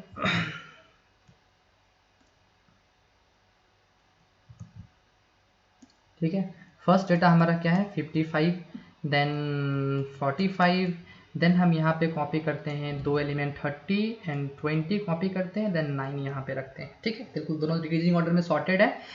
अब नेक्स्ट स्टेटमेंट हमारा and header of the link list 1 is h1, ये लिंक लिस्ट 1 है तो इसका हेडर h1 है, और header of the link list 2 is h2, इसका हेडर h2 है। हेडर मतलब क्या है, इसमें इसका h1 is like a variable जिसमें वो नोड जो हमारा फर्स्ट नोड है हमारा लिंक लिस्ट का, उसका एड्रेस स्टोर है। लाइक इसमें 1000 होगा और h2 में क्या स्टोर होगा 1001। इस तरह से हमारा कंप्लीट है। ठीक है, which of the following is correct, हमारे पास कुछ ऑप्शंस थे, इसमें से कौन से करेक्ट हैं। Let's first execute the problem. ठीक है, तो ये तो आपको पता है कि हमारा लाइक हमने एक नोड कैसे क्रिएट करते हैं। Now coming to the from the there, this is the operation, just perform this operations. Okay, so this is again operation is a function which is taking the 2 parameter. ये हमारे यहाँ से 2 parameter ले रहा है, एक नोड 1 का इसका हेडर ले रहा है एड्रेस, और एक नोड 2 ले रहा है यहाँ से नोड 2। ठीक है, तो जब भी हम कॉल करते हैं लाइक सी हम हमारा जो मेन फंक्शन है उससे जब भी कॉल हुआ होगा मेन फंक्शंस में ऑपरेशंस करके, ठीक है, तो 2 वैल्यू कॉल हुआ होगा। फर्स्ट वैल्यू कॉल हुआ होगा हमारा हेडर h1, तो यहाँ से 1000 कॉल हुआ होगा, और दूसरा है 1001 कॉल हुआ होगा। अब जब ये स्टोर हो रहे होंगे लोकली, इस मानो ये जो हमारा ऑपरेशन फंक्शन है वो एग्जीक्यूट कर रहा है, तो अगेन वहाँ पर भी क्या हो रहा है, एक पॉइंटर बना होगा h1 नेम से और एक पॉइंटर क्रिएट हुआ होगा h2 नेम से। अब ये मान लो अगेन ये मान लो 6000 पर है और ये 7000 पर है, इसमें क्या स्टोर हुए होंगे 1000 और इसमें 1001, लाइक इसको भी ये पॉइंट कर रहे होंगे। ठीक है, ये हो गया।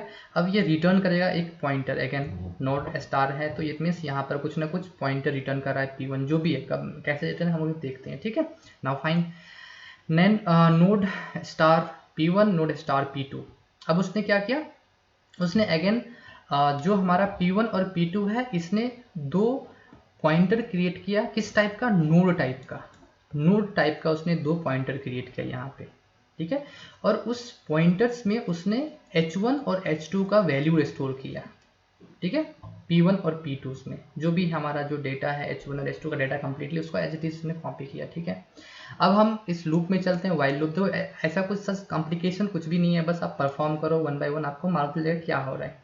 ठीक है, तो एज्यूम करते हैं, लेट्स हम ये एज्यूम करते हैं कि हमारा जो यहाँ पर P1 और P2 है वो दोनों इसको पॉइंट कर रहे हैं। ठीक है, P1 जो है वो इसको पॉइंट कर रहा है और P2 जो है वो इसको पॉइंट कर रहा है, फर्स्ट नोड्स को। ठीक है, फाइन। नाउ स्टेटमेंट क्या करता है, if P1 value is equal to P2 value, अगर इसका जो वैल्यू है 50 और P2 का जो वैल्यू है ये, अगर ये दोनों आपस में बराबर हैं तो उस केस में रिटर्न कर लो P1 को, मतलब ये जो एड्रेस है हमारा जो पॉइंटिंग कर रहा है 1000 रिटर्न कर लो डायरेक्ट यहीं से। तो इसका मतलब क्या है, ये हमेशा कोशिश कर रहा है कि कुछ ऐसा नोड मिले जिसके डेटा हमारे इक्वल हो, जैसे वो मिलेगा वो रिटर्न कर देगा उससे। देखो यहाँ पर बहुत ने सेलेक्ट किया है it will return the intersection of 2 link list. अब मुझे बताओ कि आपको मालूम चल गया कि हमारा लेट्स एज्यूम कि ये जो दोनों नोड हैं वो आपस में इक्वल है, लाइक मानो यहाँ भी 55 है यहाँ भी 55 है, आपने बस 1000 यहाँ से रिटर्न कर दिया इस नोड को, इसका एड्रेस आपने रिटर्न किया। तो आप इससे कैसे कंफर्म हो सकते हो कि यहाँ पर इंटरसेक्शन हमारा दो लिंक लिस्ट का इंटरसेक्शन हो रहा है? कैसे हो रहा है? आप रिमेनिंग डेटा तो आपने चेक भी नहीं किया, बस जैसे आपका डेटा मैच किया आप वहां से बस रिटर्न कर रहे हो डायरेक्टली, और returning the P1 pointer value, जो भी एड्रेस है वो पॉइंटर रिटर्न कर रहे हैं उस लिंक लिस्ट का, एक नोड का। We are not checking the remaining data में क्या वो इक्वल है। इंटरसेक्शन में क्या होता है कि जो भी डेटा इक्वल होंगे हम उसको स्टोर करते जाएंगे एक नया लिंक लिस्ट में, या उस वैल्यू को हम स्टोर करेंगे कहीं पर भी। बट यहाँ पे हम लोग जैसे ही फर्स्ट नोड मैच हो रहा है, फर्स्ट नोड का डेटा, उसके बाद रिमेनिंग में मैच करे या नहीं करे तो मुझे उससे कोई मतलब। दैट्स व्हाई इट्स ना, पहले उसने बोला है कि एटलीस्ट वन कॉमन एलिमेंट होना चाहिए उस लिंक लिस्ट में। दोनों लिंक लिस्ट में जैसे हमारा एटलीस्ट एक कॉमन होगा, 100% है कभी ना कभी जाके हमें वो कॉमन पॉइंट दोनों लिंक लिस्ट मिलेंगे और हम यहाँ रिटर्न करेंगे। अब ये दोनों मिलेंगे कब, ये डिसाइड करता है रिमेनिंग, ये जो लाइन है ये यहाँ से डिसाइड होगा कि कैसे कैसे मुझे स्किप करना है। अब मानो कि अभी इनिशियल, इट मीन्स मैंने डायरेक्टली बताया आपको कि विद दिस लाइन हम डायरेक्टली समझ सकते हैं कि नहीं, इंटरसेक्शन तो नहीं हो सकता है आंसर कभी भी नहीं। क्यों? क्योंकि अगर पहले नोड हमें बराबर मिल जाए, मानो वैल्यूज इक्वल हैं, with that equal value we are just returning this like node first address, remaining हमें कोई मतलब ही नहीं है, हमने चेक भी नहीं किया, तो हम नहीं कह सकते कि इंटरसेक्शन हो रहा है लिंक लिस्ट में। ठीक है, fine. Now coming to this else part. अब एल्स पार्ट क्या बोल रहा है कि ठीक है, मान लीजिए कि हमारा लेट्स सी यहीं पर हमारा कि डेटा है वो इक्वल नहीं है। पहला का हमारा P1 का डेटा है 50 55, सो ये इक्वल नहीं है, स्टेटमेंट फॉल्स हो गया हमारा इफ। तो हमने रिटर्न नहीं किया P1, हम नेक्स्ट में आए। अब उसने अब ये चेक करना चाह रहा है, उसने क्या चेक करना चाह रहा है कि if P1 value is greater then P2 value, तो P1 जो है हमारा यहाँ पर P1 का वैल्यू क्या है 50 एंड P2 का वैल्यू क्या है हमारा 55। तो इट मीन्स क्या है, जो हमारा ये जो इफ है वो भी फॉल्स हो गया ना, P1 का वैल्यू है वो लेस देन है 55। और फिर नेक्स्ट में आए, जैसे अगर ये स्टेटमेंट इफ फॉल्स हुआ तो हम इसको भी एग्जीक्यूट नहीं करेंगे, P1 वाला ये नहीं करेंगे, हम डायरेक्ट एल्स में आएंगे। P2 equal to P2 next, मतलब क्या है, P2 अब इसको पॉइंट छोड़ के अब इसको पॉइंट करेगा P2 अपने नेक्स्ट नोड को। लाइक मानो यहाँ पर एड्रेस होगा 2001, तो P2 का वैल्यू अपडेट हो जाएगा अपने नेक्स्ट नोड पे वो चला जाएगा।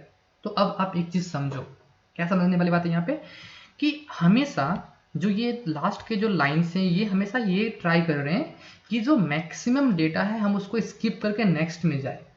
क्यों नेक्स्ट में जाए? क्योंकि पॉसिबिलिटीज तब होंगे इक्वल होने का जब हम हायर डेटा को छोड़ के नेक्स्ट में, क्योंकि डिक्रीजिंग ऑर्डर में। तो मानो P1 का डेटा क्या था, स्मॉलर वैल्यू था, तो जब हम हायर वैल्यू के स्किप करके नेक्स्ट नोड पे जा रहे हैं, इट मीन्स हमारा यहाँ पर चांसेस क्या है कि मैच होने की चांसेस यहाँ पे बढ़ रहे हैं। सो वी आर ट्राइंग और वी आर फाइंडिंग कि कैसे भी करके मुझे फर्स्ट जो डेटा है मतलब इक्वल मिल जाए और हम रिटर्न कर ले अपनी वैल्यूज को।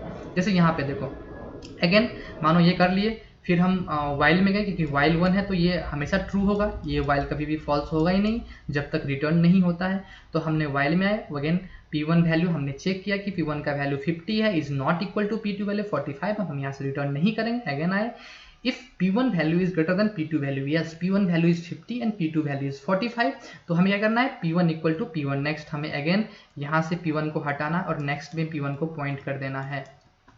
तो देखो अगेन ये हो गया, एल्स इफ एल्स खत्म हुआ, अगेन हम वाइल लूप में गए, फिर से चेक किए P1 value 45, P2 value P1 value 40, P2 value 45, again match नहीं कर रहा है, हम रिटर्न नहीं करेंगे। एल्स में आएंगे, P1 value no, P1 value is smaller, P2 value is greater, so P2 equal to P2 next करेंगे। तो यहाँ से जो P2 है वो हट जाएगा और यहाँ पे आ जाएगा P2।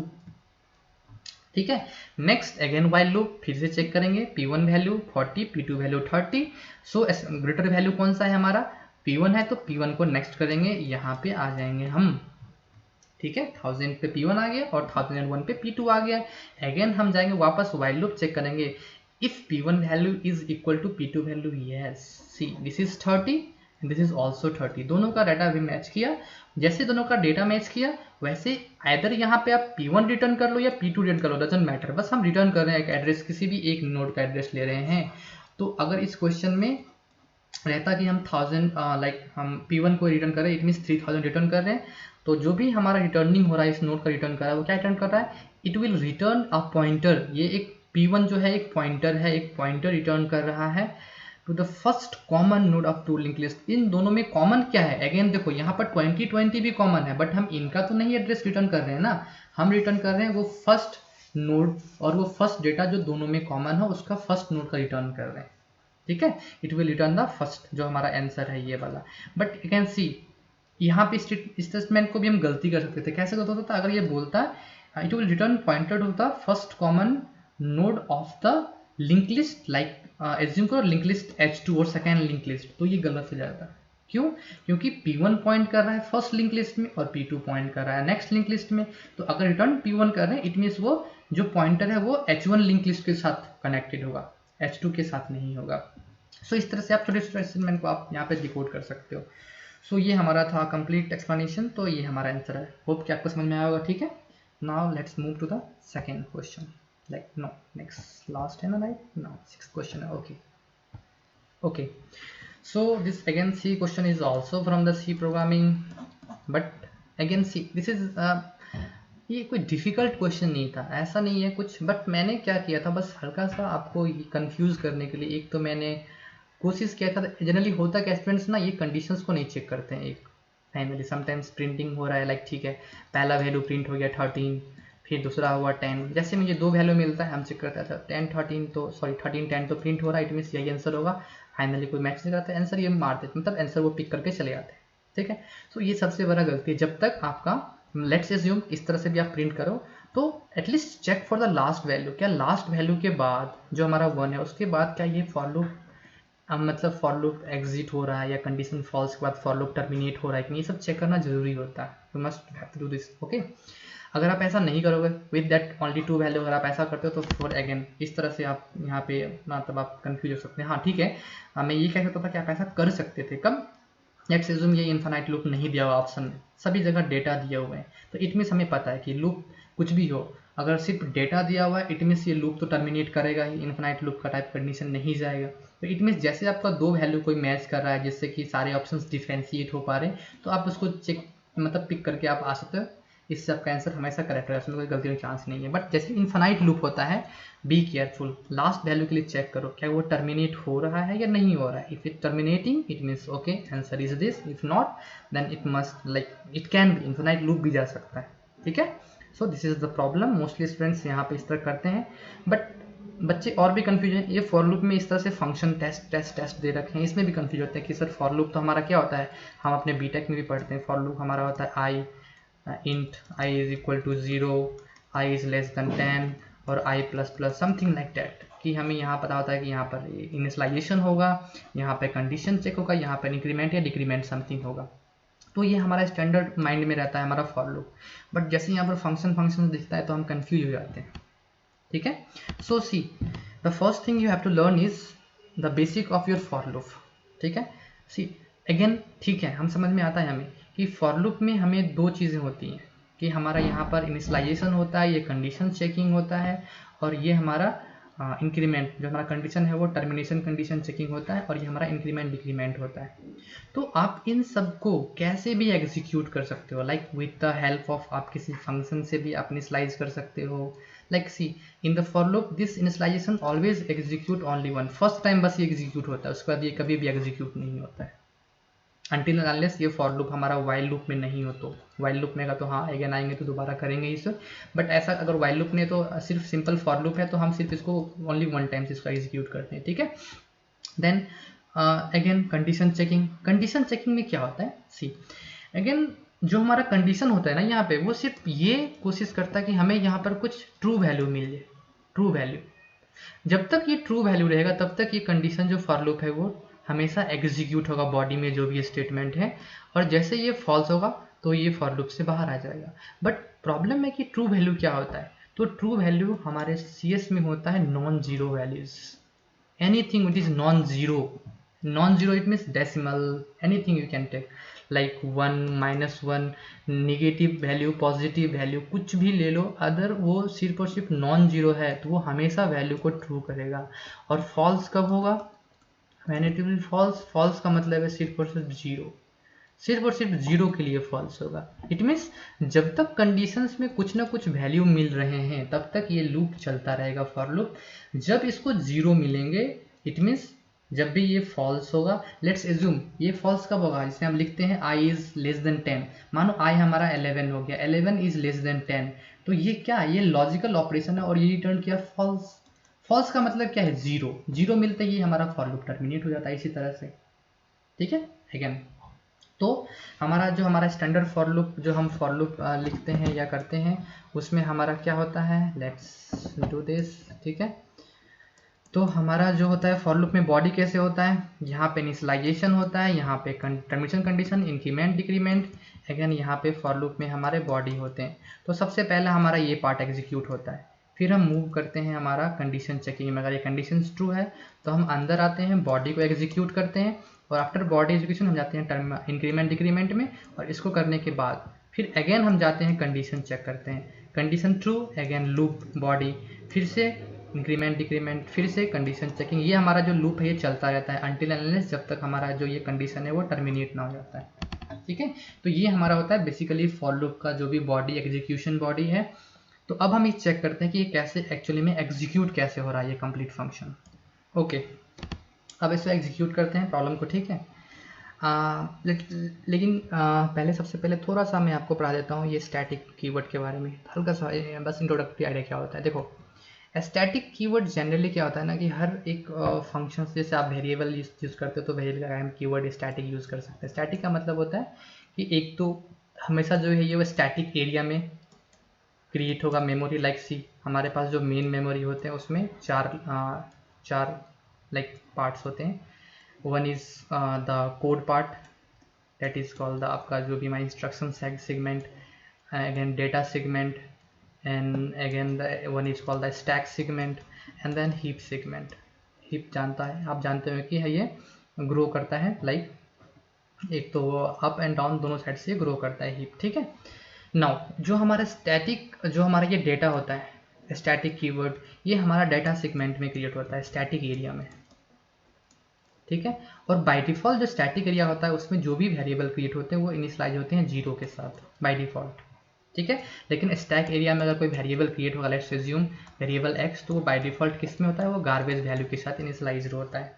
Now coming to this part, let's assume कि हमारे पास दो वेरिएबल है, एक हमारा यहाँ पे मान लो कि हमारा एक मेन फंक्शन है, मेन फंक्शन में हमने स्टैटिक, ठीक है, इंट x क्लियर किया, ठीक है, और एक हमारा जैसे यहाँ पर टेस्ट है, मानो टेस्ट में भी हमने यूज किया static int y, sorry static int, आप यहाँ पर x भी रख सकते हो, मानो हम x ही रख रहे हैं, कोई दिक्कत नहीं है। क्यों? क्योंकि ये जो x है ये इस मेन का लोकल है और ये जो x है वो इस टेस्ट का लोकल है। अगेन याद रखना, जब भी हम देखो दोनों के लिए जो मेमोरी क्रिएट होगा वो कहाँ होगा, इस स्टैटिक एरिया में ही होगा।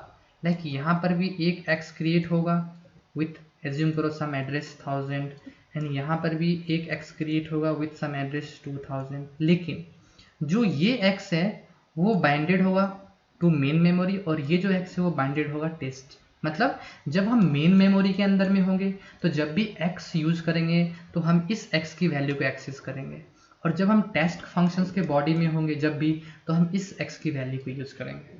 ये आपको याद रखना पड़ेगा, यहाँ पे नहीं है बट मैंने ये कंसेप्ट है बिकॉज समटाइम्स स्टूडेंट इसमें मिस्टेक्स करते हैं, ठीक है। नाउ अब हम कंप्लीटली इस क्वेश्चन को एग्जीक्यूट कर सकते हैं। So let's start execution. Okay fine. So the question is about the output of this problem, ठीक है। आउटपुट क्या हो जाएगा देखते हैं, मेन में चलते हैं। हमारा फॉर लूप हो गया, फॉर लूप से पहले हमारा टेस्ट फंक्शन है।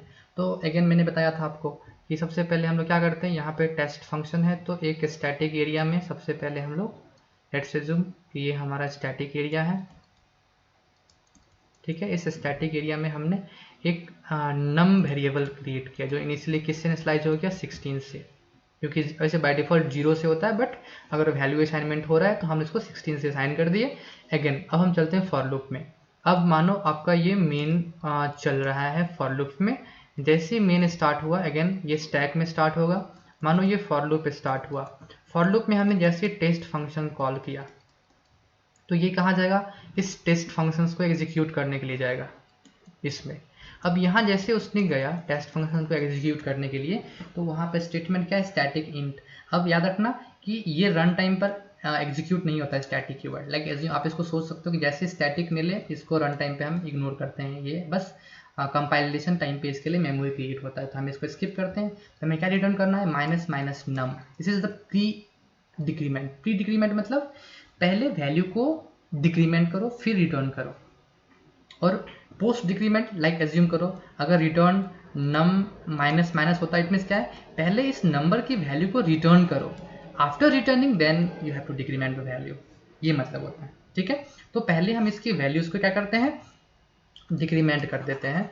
एंड सॉरी, पहले वैल्यू क्योंकि प्री डिक्रीमेंट है तो पहले हम वैल्यू को डिक्रीमेंट करते हैं, then we will like send return, इस वैल्यू को रिटर्न करेंगे। तो पहले डिक्रीमेंट करते क्या हो जाएगा, ये 15, और 15 जो वैल्यू है वो हमारा रिटर्न होगा, जो ये फंक्शन है वो रिटर्न करेगा, क्या करेगा, रिटर्न करेगा 15। जैसे ही यहाँ पर 15 रिटर्न किया तो यहाँ जो वैल्यू है फाइनल वो क्या आया, 15, कोई दिक्कत नहीं, इनिशियलाइजेशन प्रोसेस हो गया हमारा। फॉर लूप का फर्स्ट स्टेप क्या था, इनिशियलाइजेशन, जो कंप्लीट हो गया। अब हम यहाँ चलते हैं, नेक्स्ट हमारा है कंडीशन में। अगेन कंडीशन में टेस्ट फंक्शन कॉल हुआ, ठीक है, टेस्ट फंक्शन कॉल हुआ। अगेन मैंने बताया था यहाँ पर कुछ भी हो, फाइनली अगर यहाँ पे नॉन जीरो वैल्यूज है, ट्रू है, तो कंडीशन हमेशा ट्रू रहेगा। तो कैसे करेंगे, टेस्ट में गए, वापस ये स्किप हो गया, रिटर्न माइनस माइनस, सबसे पहले डिक्रीमेंट करो 14, और इसने क्या रिटर्न किया यहाँ पे 14, क्योंकि एक नॉन जीरो वैल्यू है इसलिए कंडीशन क्या रहेगा, ट्रू रहेगा। और ट्रू रहते ही हम बॉडी में आ जाएंगे फॉर लूप के। फॉर लूप का बॉडी में क्या है, फॉर लूप का बॉडी में ये सब पार्ट है। प्रिंटफ एक स्टेटमेंट है, क्योंकि बॉडी हमारा जो फॉर लूप है उसके बॉडी में सिर्फ और सिर्फ यही स्टेटमेंट है प्रिंटफ। क्यों, क्योंकि बॉडी में हमारा उसका ये जो हमारा बॉडी इनिशियलाइजेशन होता है वो कमांड नहीं देगा। बस अगर बाय डिफॉल्ट अगर ये सेमी ब्रैकेट नहीं है तो इस केस में हम सिर्फ एक स्टेटमेंट को इससे कनेक्टेड मानते हैं। ठीक है, तो प्रिंटफ में गए, प्रिंटफ में अगेन हमारा क्या है, टेस्ट है। ठीक है, टेस्ट फंक्शन आ गया अगेन। तो इस बॉडी में गए तो ये क्या कर रहा है, प्रिंटफ जो भी है। अगेन हम यहाँ से भी टेस्ट फंक्शन कॉल कर रहे हैं, तो जो भी वैल्यू ये टेस्ट रिटर्न करेगा उस वैल्यू को हम लोग यहाँ पर %d की हेल्प से प्रिंट करेंगे। ठीक है, तो ये क्या वैल्यू रिटर्न करेगा, लेट्स एज्यूम अगेन हम टेस्ट में जाते हैं, टेस्ट में गए तो रिटर्न माइनस माइनस नम। तो पहले इसको डिक्रीमेंट कर देते हैं 13 से, और 13 यहाँ पे रिटर्न हो गया। तो फर्स्ट वैल्यू क्या प्रिंट हुआ होगा, 13। अगेन ये वाला पार्ट खत्म हो गया, हम कहाँ चलते हैं, हमारा बॉडी जो फंक्शन है वो फंक्शन कंप्लीट, वापस रिटर्न कर लिए। फॉर लूप का जो भी है बॉडी कंप्लीट, हम वापस जाते हैं इंक्रीमेंट डिक्रीमेंट। याद रखना रिटर्न 0 जो है वो फॉर लूप में नहीं है, क्योंकि ये मेन का पार्ट है। फॉर लूप में बस ये प्रिंटफ, ये हम वापस कहाँ गए, इंक्रीमेंट डिक्रीमेंट में गए। यहाँ पर भी क्या है, टेस्ट है अगेन। तो टेस्ट का मतलब है क्या, यह रिटर्न क्या करेगा, फिर अगेन टेस्ट में जाते हैं। 13 को पहले हम लोग 12 कर लिए, 12 रिटर्न किए, तो यहाँ पर आगे इंक्रीमेंट डिक्रीमेंट कंप्लीट हो गया। वापस कंडीशन चेकिंग में जाओ, कंडीशन चेकिंग में क्या हुआ, अगेन टेस्ट कॉल हुआ, टेस्ट कॉल डिक्रीमेंट डिक्रीमेंट 11, तो यहाँ पर क्या हो जाएगा 11 रिटर्न हुआ। कंडीशन क्या है, नॉन जीरो, नॉन जीरो मतलब कंडीशन ट्रू। वापस बॉडी में आ जाइए, बॉडी में आए, प्रिंटफ टेस्ट, अगेन टेस्ट पे जाते हैं, तो पहले इसको डिक्रीमेंट कर लो। डिक्रीमेंट जैसे मैंने क्या ये 10 रिटर्न किया, तो नेक्स्ट वैल्यू जो रिटर्न प्रिंट होगा वो 10 रिटर्न होगा। ठीक है, फाइन, अभी तक तो मैच कर रहा है। जैसे ये मैच किया, देखो बी और सी तो आंसर होने से रहा, अब या तो आंसर इन्फिनाइट लूप हो सकता है या आंसर फर्स्ट होगा। बस हम प्रिंट करके देखते हैं आगे तक। ये 10 हो गया, वापस गए इंक्रीमेंट डिक्रीमेंट पे गए, तो यहाँ पर क्या होगा, पहले इंक्रीमेंट डिक्रीमेंट करो तो ये हो जाएगा 9, तो रिटर्न कर लेगा 9, कंप्लीट हो गया। फिर कंडीशन में जाओ, 9 को करो 8, तो ये रिटर्न किया 8 नॉन जीरो। वापस बॉडी में जाओ, फिर टेस्ट फंक्शन कॉल हुआ, फिर से इसको डिक्रीमेंट करो, हमारा हो जाएगा 7, 7 रिटर्न हुआ। नेक्स्ट वैल्यू क्या प्रिंट हुआ, 7, 7 रिटर्न हो गया, कंप्लीट हो प्रिंटर। फिर अगेन इंक्रीमेंट डिक्रीमेंट में जाओ, तो यहाँ से क्या हो जाएगा 6, तो रिटर्न कर लेगा 6। अगेन हम कंडीशन में गए, कंडीशन में इंक्रीमेंट किया 5, तो ये रिटर्न हो गया 5, 5 is non zero value. Again body में जाओ, फिर ये रिटर्न करेगा टेस्ट, टेस्ट में इंक्रीमेंट डिक्रीमेंट करोगे, ये 4 हो गया, यहाँ से रिटर्न करेगा 4, तो 4 से यहाँ 4 प्रिंट करते हैं हम लोग। फिर हम लोग चाहते हैं इंक्रीमेंट डिक्रीमेंट, यहाँ पे हो गया 3, तो इसने रिटर्न किया 3। फिर अगेन जाते हैं कंडीशन चेकिंग में, कंडीशन चेकिंग यहाँ से कंप्लीट हो चुका है, तो फिर क्या करेगा इंक्रीमेंट डिक्रीमेंट 2, तो ये किया 2। ठीक है, फिर हम बॉडी में आए, condition true, because 2 is non zero value, तो कंडीशन अभी भी होल्ड कर रहा है। फिर अंदर आ गए हम लोग, तो टेस्ट अगेन कॉल हो रहा है, टेस्ट कॉल होने पर इसको कर दिया हमने 1, तो ये रिटर्न किया 1, तो प्रिंट क्या हो गया यहाँ पे 1।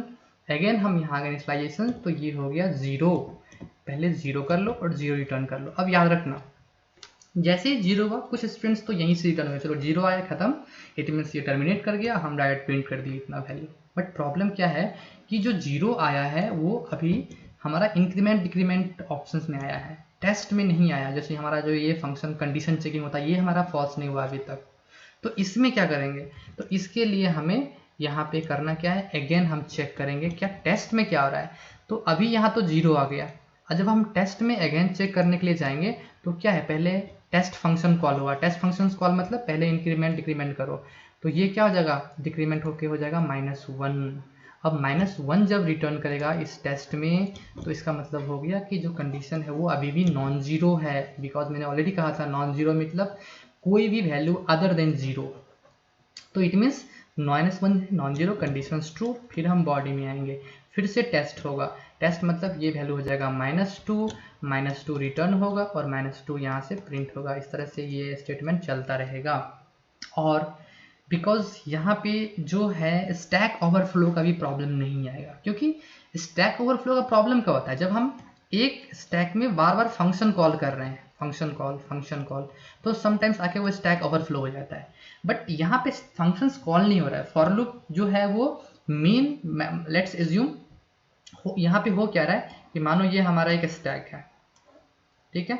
अब इस स्टैक में मेन में हमारा एक बॉडी, यहाँ पर फॉर लूप एग्जीक्यूट हो रहा है, मेन के लिए एक यूनिट दिया गया, अब इसमें फॉर लूप हो रहा है, बार बार ये इसको कॉल कर रहा है टेस्ट को, और टेस्ट कंप्लीट होने के बाद ये रिटर्न हो रहा है, फिर ये कॉल कर रहा है, फिर ये रिटर्न हो रहा है, फिर ये कॉल कर रहा है। इस तरह से बस 2 ही यूनिट में प्रोग्राम चल रहा है कंप्लीटली, ठीक है। इट मीन्स क्या है, ये इन्फिनाइट लूप को जाएगा। समटाइम्स एब नॉर्मल टर्मिनेशन या स्टैक ओवरफ्लो टाइप का एरर ये नहीं देगा, क्योंकि ये स्टैक के 2 ही यूनिट तो ये यूज हो रहा है ना। कभी कभी कह सकते हो कि नहीं सर इन्फिनाइट नहीं, समटाइम्स ये एंड करेगा, कभी नहीं एंड करेगा, क्योंकि ये चलता ही रहेगा। क्यों चलता रहेगा, एक समय ऐसा आएगा, ऐसा कुछ भी नहीं है कि ये मतलब इनपुट बदल जाएगा, लाइक मानो निगेटिव का भी एक मैक्सिमम वैल्यू रीच कर लेगा, वापस मैक्सिमम वैल्यू से ये क्या हो जाएगा, फिर से पॉजिटिव का मैक्सिमम वैल्यू होगा। पॉजिटिव के मैक्सिमम आपने पढ़ा होगा ना कि हर एक डेटा टाइप का अपना एक सर्किल होता है, डेटा सर्किल, कि जैसे मानो 0 1 इस तरह से करते करते करते मानो निगेटिव मैक्सिमम यहाँ पर चला गया, निगेटिव मैक्सिमम। सो निगेटिव मैक्सिमम के जस्ट बाद होता है पॉजिटिव मैक्सिमम, फिर ये इसमें जंप कर जाएगा, फिर वापस ये चलता रहेगा, ये सर्किल चलता रहेगा हमेशा के लिए, और वैल्यू जो है स्क्रीन पर वो प्रिंट होता रहेगा। तो इट मीन्स क्या है कि ये कभी भी टर्मिनेट नहीं करेगा, और इट मीन्स ये जाएगा इन्फिनाइट लूप को। व्हाट इट, दैट्स इट, बस ये क्वेश्चन इतना ही था, इसमें और कुछ नहीं है। Okay fine, so let's move to the last question. Okay, so last question जो है वो आप कह सकते हो कि डीएस से है हमारा, बट समटाइम्स क्योंकि एमएसटी है, एमएसटी जो है वो पार्ट है ग्रीडी एल्गोरिदम का भी आप कह सकते हो, बट ठीक है हम इसको डीएस में लेके चलते हैं अभी के लिए, ठीक है। Now let's first read the statement first and statement second, ठीक है। तो स्टेटमेंट फर्स्ट क्या कर रहा है, in an undirected simple graph in which each edge has distinct edge weight। सबसे पहले ना हम एक सिंपल ग्राफ बनाते हैं, ठीक है। सिंपल ग्राफ क्या होता है आपको पता होगा ना, सिंपल ग्राफ का मतलब होता है no multi edge, no loop, some ऐसा कुछ भी नहीं होता है, बस सिंपली हर एक नोड जो होता है वो दूसरे नोड से कनेक्टेड होता है थ्रू सम एज, ठीक है। ओके, मानो ये मेरा सिंपल ग्राफ है ए बी सी डी, अब मैंने इसको कनेक्ट कर लिया इस तरह से,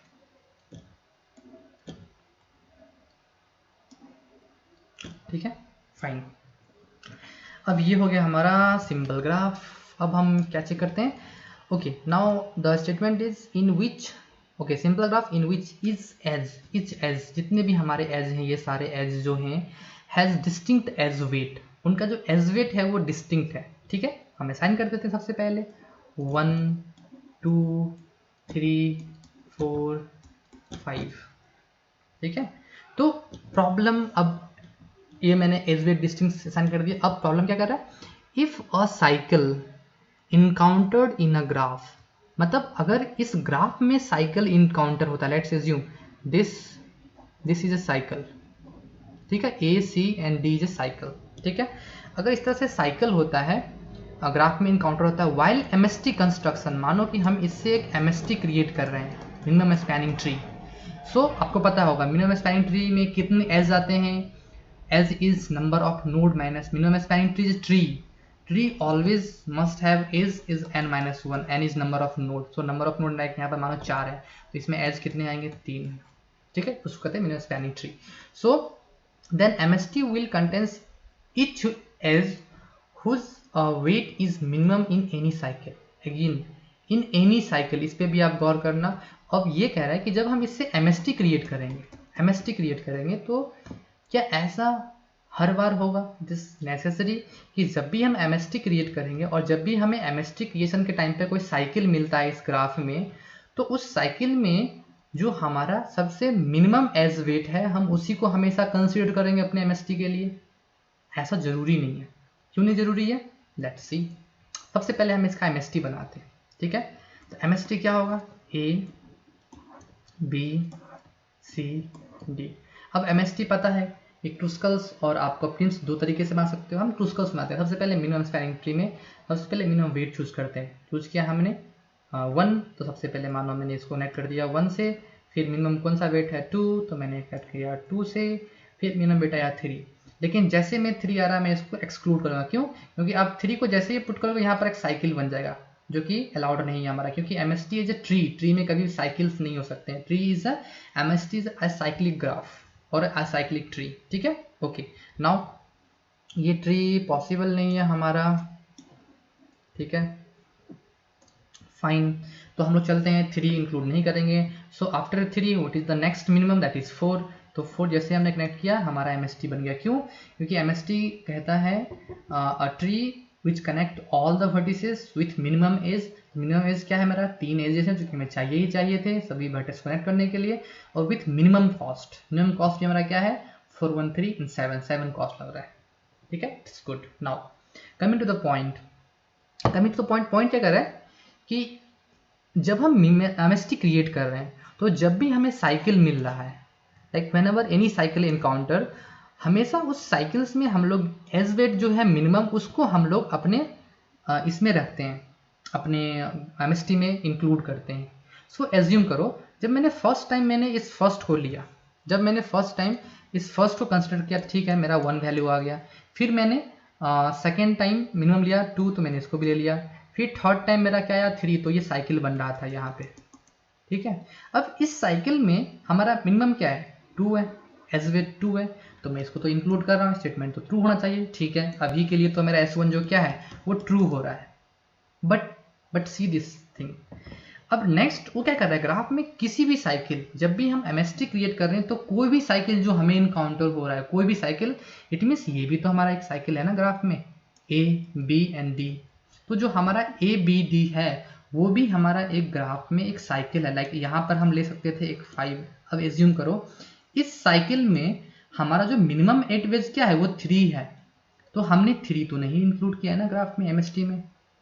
मेरी बात समझ पा रहे हो आप? वो क्या कर रहा है कि MST कंस्ट्रक्शंस के टाइम पर कोई भी साइकिल हो ग्राफ में, उस ग्राफ के किसी भी साइकिल्स में हमेशा हम मिनिमम एज वेट को ही MST में कंसीडर करेंगे, ठीक है।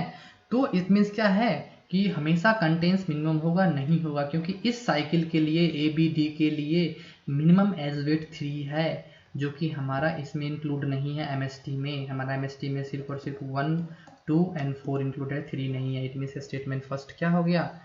फॉल्स। अब इसी पे बेस्ड है स्टेटमेंट सेकंड। स्टेटमेंट सेकंड क्या है? In an undirected simple graph in which is edge weight है डिस्टिंक्ट वेट, जो कि बिल्कुल सिंपल यही है। If a cycle encountered in an graph while MST construction, जो कि हमने ऑलरेडी कंस्ट्रक्ट किया हुआ है, मानो साइकिल आ रहा है, then MST will exclude each edge weight whose weight is maximum in any cycle।